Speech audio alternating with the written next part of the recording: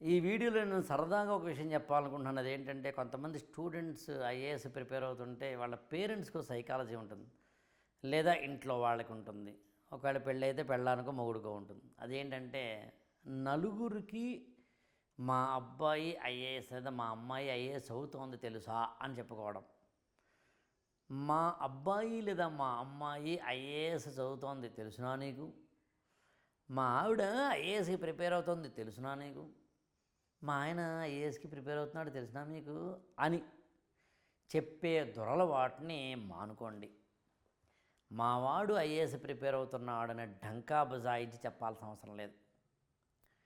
యుద్ధంలో విజయాన్ని సాధించడానికి 2 రకాలైన వ్యూహాలు లేదా ఏమంటామంటే పన్నాగాలు ఉంటాయి. మొదటిది రిజల్ట్ని ముందే అనౌన్స్మెంట్ చేయడం. అనౌన్స్మెంట్ చేయడం అంటే అర్థం ఏంటి? నా రిజల్ట్ పాజిటివ్, నేను విజయం సాధిస్తున్నాను, నేను సక్సెస్ సాధిస్తున్నాను, ఎర్రగదీస్తున్నాను. ఇది సాధారణంగా నాకు తెలిసి ఇద్దరిలో చూస్తాను నేను. ఒకటి రాజకీయ నాయకుల్లో, 2 సినిమా వాళ్ళలో. కావాలంటే గమనించండి.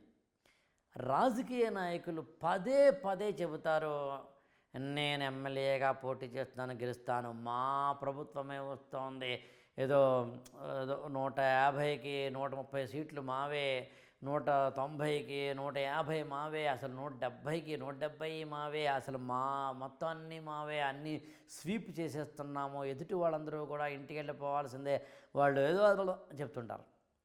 రాజకీయాలలో రాబోయే విజయాన్ని చాలా బలంగా కాన్ఫిడెన్స్గా చెప్పడాన్ని మాబ్ సైకాలజీ మీద ఎఫెక్ట్గా చూస్తాం.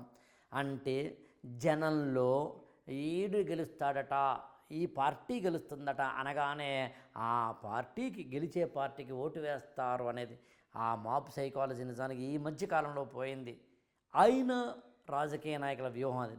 అలాగే సినిమా వాళ్ళు కూడా అంతే. సూపర్ హిట్ అవుతుంది మా సినిమా, ఇన్ని డ్యాన్సులు ఉన్నాయి, ఇన్ని పాటలు ఉన్నాయి తెలిసినా నీకు. అది ఖచ్చితంగా సినిమా వారి యొక్క స్ట్రాటజీ. దీని క్వైట్ ఆపోజిట్ నిశ్శబ్ద విజయం, ఏ సైలెంట్ సక్సెస్కి అడుగులు ముందుకు వేయడం.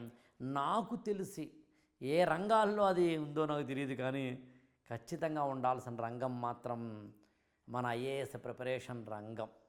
నాకు తెలిసి గవర్నమెంట్ డిపార్ట్మెంట్లో, పోలీస్ డిపార్ట్మెంట్లో, ఇంటెలిజెన్స్ వాళ్ళు అంటే వాళ్ళు ఎవ్వరికీ ఏమీ చెప్పకుండా గూఢచర్యం చేసి సైలెంట్గా they go for the projects అనమాట. అలాగే శాస్త్రవేత్తలు వాళ్ళు ముందే అగ్ని మేము చేస్తున్నాము, అగ్ని జమదగ్ని లేదా ఇస్రో ఇవన్నీ అనరు, మేము చేస్తున్నామండి, we are expecting the good result అంటారు.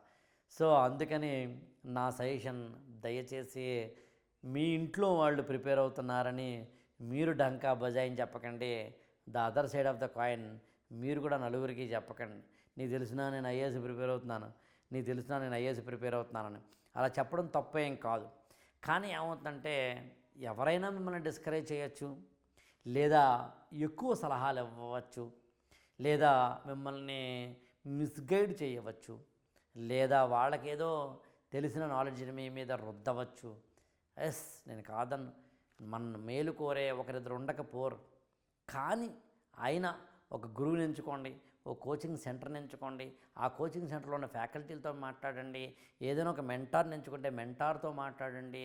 ఇవాళ మీకు ఏ ఇన్ఫర్మేషన్ కావాలన్నా గూగుల్ ఉంది, ఏ ఇన్ఫర్మేషన్ కావాలన్నా యూట్యూబ్ ఉంది, ఏ ఇన్ఫర్మేషన్ కావాలన్నా ఇంటర్నెట్ ఉంది, ఏ ఇన్ఫర్మేషన్ కావాలన్నా మెంటార్స్ ఉన్నారు, ఏ ఇన్ఫర్మేషన్ కావాలన్నా మీకు క్షణాల్లో తెచ్చిపెట్టే ఇంత ఆధునిక టెక్నాలజీ వచ్చిన తర్వాత ఐ డోంట్ థింక్ సో ఇతరుల మీద మీరు పడేందుకు వాళ్ళకి మీరు ఐఏఎస్ ప్రిపరేషన్ అని డిస్క్లోజ్ చేయడానికి.